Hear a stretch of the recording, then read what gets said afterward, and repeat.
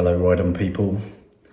Tesla has forevermore changed our world with its advanced driver assistance suite called Autopilot. It works incredibly well on well-maintained and regulated highways such as the freeways of North America. And Elon Musk claims all Tesla vehicles are already capable of full self-driving, subject to regulatory approval. Every major manufacturer is also working on similar tech, and it's only a matter of time before that becomes the norm. When the regulators do approve the tech, motorcyclists will be at the mercy of the AI code in terms of visibility. And as time goes on, this will potentially be quite brilliant, with cars literally unable to drive into motorcyclists.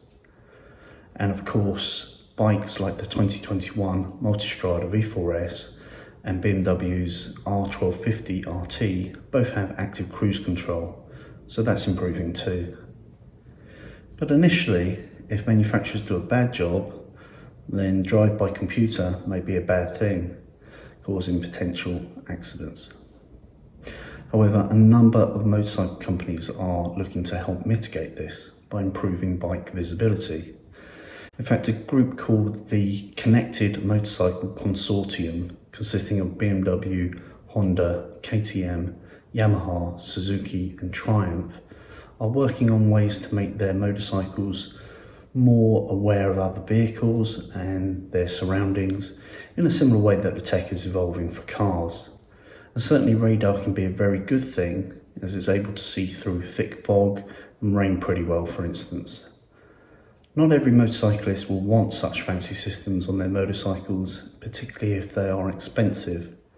So manufacturers such as BMW are now looking at cheaper ways to increase visibility to radar. One thing being tested is a nautical concept, the sort of thing small vessels use so that large ships can easily detect them.